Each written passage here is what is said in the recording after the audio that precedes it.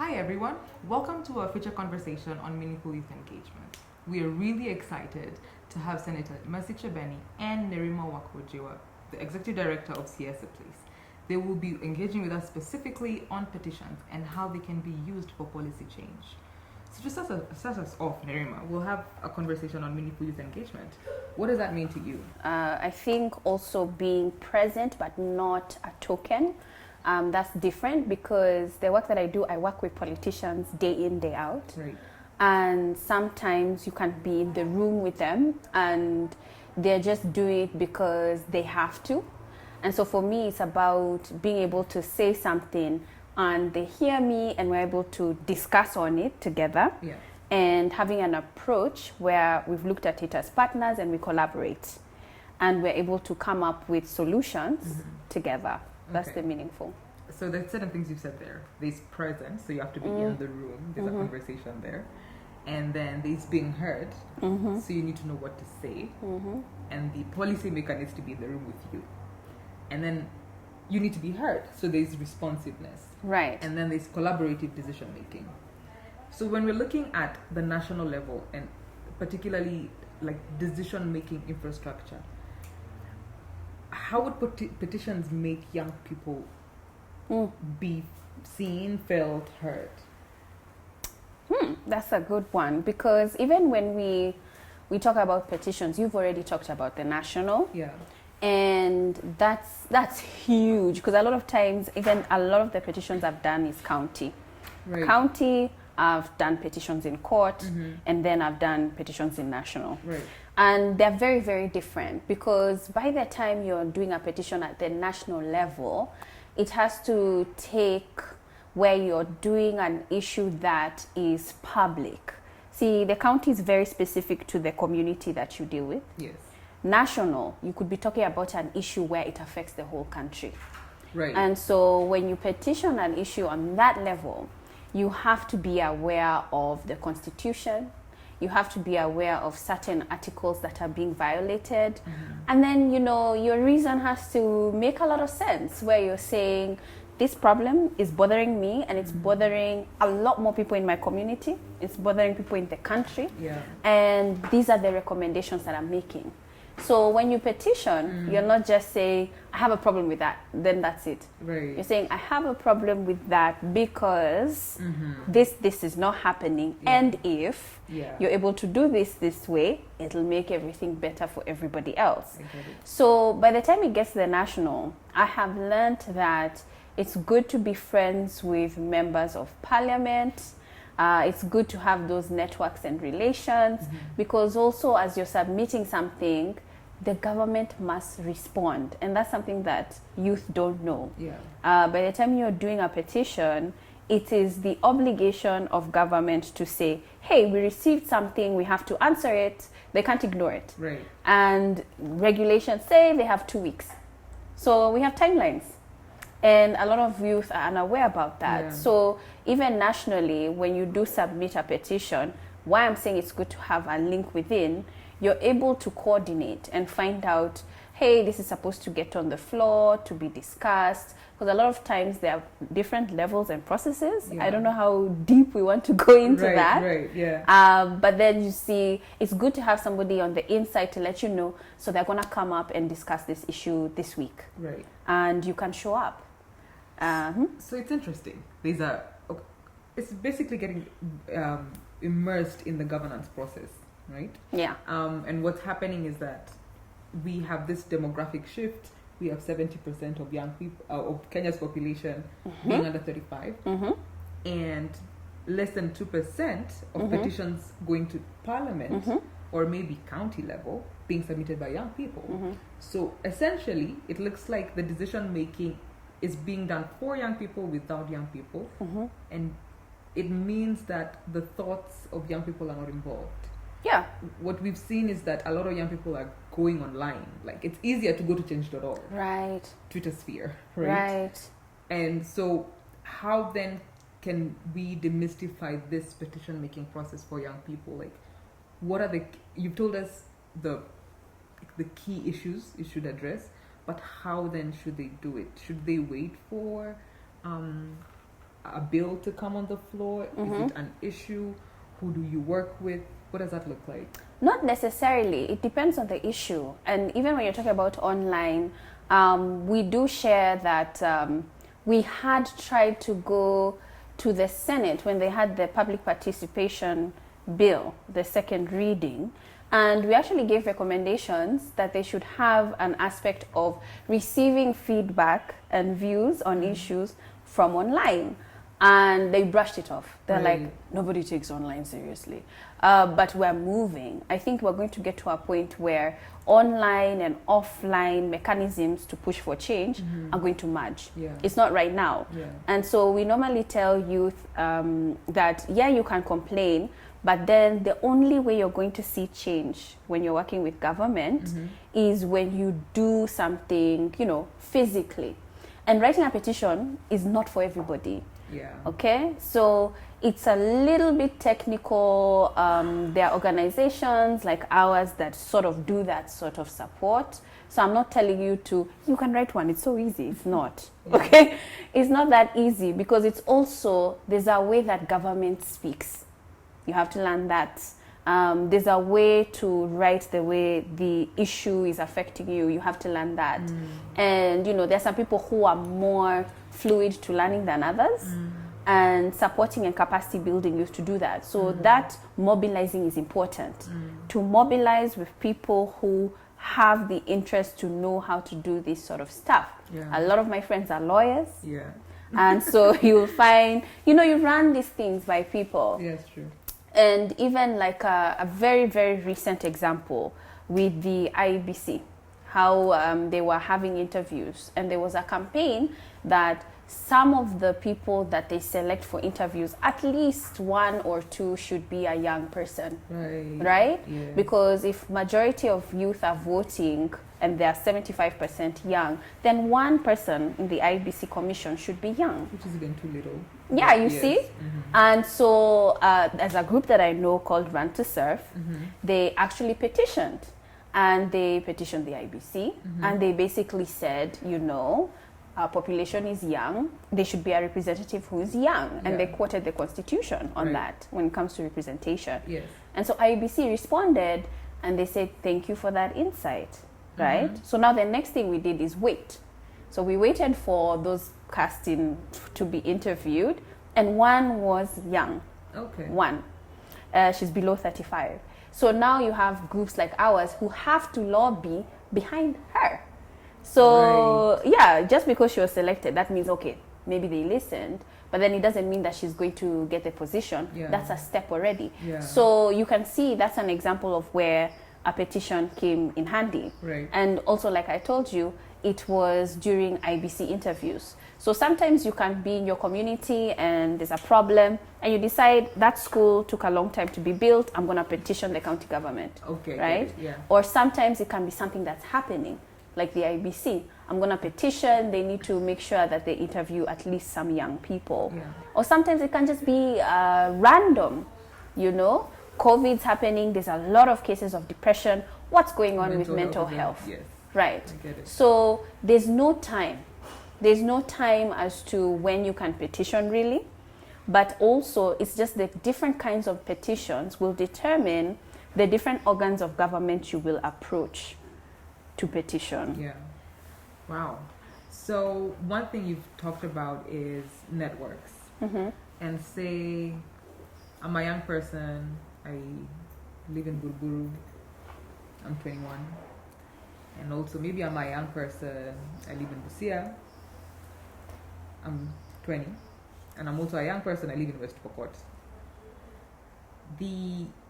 And maybe there's something in the society that's bugging me.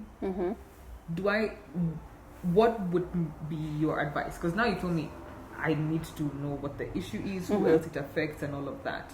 But sometimes as young people, I think we experience this paralysis of analysis kind of, where the issues look so much bigger than us and we feel kind of small, and society doesn't help because you're young. It's like your views are not you know, taken into account. So what advice would you, where do I start? That's good. So first of all, that feeling is normal. And I say this because I've written about it a few times. I'm a writer also. And I say culturally in Africa, it's difficult for a young person to state opinion. Okay? So already there's that barrier where as a young person you are to be seen and not speak. Yeah. So you're fighting societal expectations of you. Yeah. So it's normal. Yeah. So number two, the fact that you're fighting it, you need to understand that you're not the only one. You're not alone. You're not alone. Yeah. So there are also several other people, including myself. I had to battle that this morning. It doesn't really go. I hear you. Okay? Yeah. So that's number one. And then number two, you need to understand who your leaders are or what space will that fall. Because see, if the young woman in West Pokot has a problem with access to water, it's completely different to the young woman in Busia who has a problem with access to drugs. Okay? So you're not going to be focusing on the same thing. You're not. Yeah. So understand what your focus is on, then understand which county department office is responsible for that issue, then understand who's in charge of that issue, and also get to map the organizations around your community that push for that sort of issue. Because these organizations exist in the community. They're community-based organizations. Yeah. And you're able to now go and interact with them in terms of what can we do about it and getting to understand whether there's somebody who's already working on it and support. Because a lot of times with youth, we see that someone else is going to take care of that. Yeah. It's not true. Do you think young people care? I think... I ask that because one of the... At Women Deliver the last Women Deliver 2 years ago, one of the panels was, on young people's engagement, which is always there. And the conversation was whether, but actually a politician or someone in government, young people they're apathetic about political action. And also that's because of lack of accountability. Governments don't actually do what they say what they were going to do. Or it takes longer than we would like results to come out. So what would your response be to a statement like that? Yeah, I think that the statement is half true. Okay. And I say half true because with my experience, once young people see the linkages between why, say, my job, I don't have one, unemployment, and bad governance, once they connect the two, I have never seen more passionate youth. I mean, I get tired of them like following up and saying, what's happening in this county, we submitted this petition, they haven't responded. I get, emails like that when initially they were so removed. So I think that connection is where we have a gap. And I don't think that we do enough education around it. It's not taught in school. So how are you supposed to know that? So it's like people expect you to just wake up and it's downloaded and this is where I engage, this is how I engage. So it's either people take the time to capacity build young people or they don't. That's true. Just use them as tokens. So it takes collective action, that's what we're saying. That there is room to meet young people where they're at. There's room for young people to mobilize together and connect. And then there is also a big need to connect the needs that young people have with the governance structures that exist. So tell us about a petition process that you've been through. Maybe you've mentioned national and county, and the national one was in reference to a different organization, but is there one that you have individually been engaged in, or as an organization? What has resulted in that? Was it institutional, or was it to Parliament in terms of a bill? And then you can also give the difference that you experience when it comes to the county level. Cool. So we mainly do petitions as an institution. My organization in total, I would not know. We have done that many. Wow. That many. From county to national. I've even petitioned the courts Yes, on a presidential nomination, Yeah. and I won. Wow. Okay, Yeah. so that's also to encourage youth Yeah. that you can petition government to the highest of levels, Yeah. that's the state head, and you win. And so the courts protect us. So the process I'll talk about is, which one? Let me talk about Kericho. Yeah. So in Kericho, the work that we do, we engage youth on how to meaningfully engage with government, right? So when we would meet youth in the community, they would say, we don't have access to proper institutions. So we're talking about TVETs.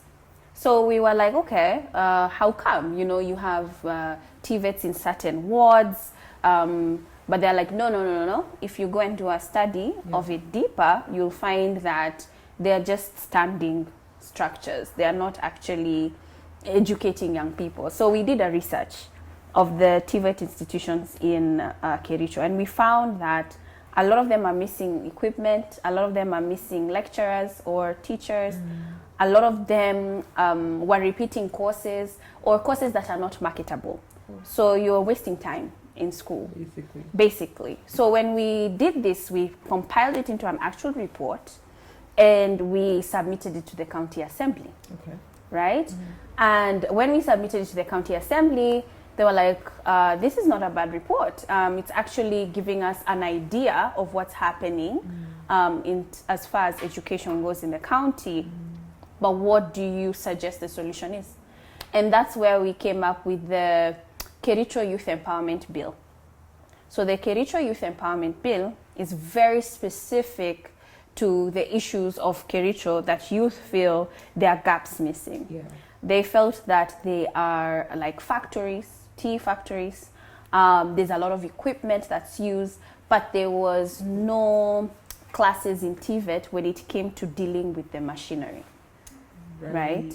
So that's a specific employment area for Kericho. Yeah. That would never work in Busia. Yeah. See? Right. So now out of the Kericho Empowerment Youth Bill, you're able to have 2 young representatives now who sit on an actual committee within the TVET sector to be able to now review certain courses that are coming in. And also it allowed the county to always give themselves an evaluation. What's being taught in our institutions? Is it making sense? Is it marketable to our young people? And that's just one example. I love that. I really love that example because it's very practical. It hits home. And it also means that as a young person, maybe we shouldn't think that everything happens in a silo. Oh, yeah. Right? That there's no singular experience that is happening by itself. There's no. Right? So how do you think, because we can have this, having information and taking action are 2 different things. And as you know, WIACT developed this meaningful youth engagement scorecard. And it's basically a toolkit that young people can use together with policymakers to really activate meaningful youth engagement. So that could be one of the actions. But as we wrap this up, I'd like us to really speak to that young person who will watch this and then make it really easy for them to be like, okay, video watched, what do I do next? What can I do next? I would ask what their pain point is. What's Right. bothering you right now? Yeah. It could be access to data, credit. Yeah. It could be transport. It could be garbage. It could be lack of water. So that's one. And so number 2 would be to try and remove yourself from the bubble. Youth are in a bubble. What's the bubble? The bubble is you're just ready for the weekend, or you're just ready for the next thing that you can do with your friends, and then in that thing you have no idea what's happening in your country. None. This is true. You have to intentionally remove yourself from the bubble, because right now there's so much happening in our country. Do you know if we're going to have an election next year? Do you know if referendum will be there?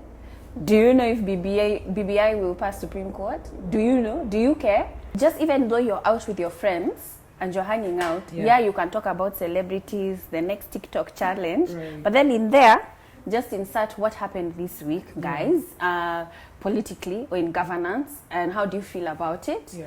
And just from those conversations, you begin to question, and I feel that's the first step. Because once you begin to question, and then you guys will start to organize. It'll happen automatically, because you'll be like, hey, anyway, this is something that I just don't want it to continue. And, you know, find also the entities, like I said, in that space and learn. Be willing to learn. Be willing to learn. I love that. I think it really does take us out of the apathetic bubble, as you said. Maybe as young people, we tend to be in that bubble because all the news is bad news. And so you feel like, okay, what am I supposed to do? And we're getting bad news from everywhere in the world all the time. That's true. And so maybe, as you're saying, networking is that action, working with other young people to engage. So this has been really, really exciting, and we've kind of tried to pack meaningful youth engagement in very small, small packages. So if you could look in the camera and say one last thought for young people in terms of either meaningful youth engagement or engaging in petitions, what would that thought be? My one last thought would be, this is not something that I planned. So a lot of times when people see me, they're like, oh, she knows so much, how does she know all that? It's something that I learned. And so you can also learn too. And also just to say that it's difficult, it's very tiring, and it's stressful, but don't give up.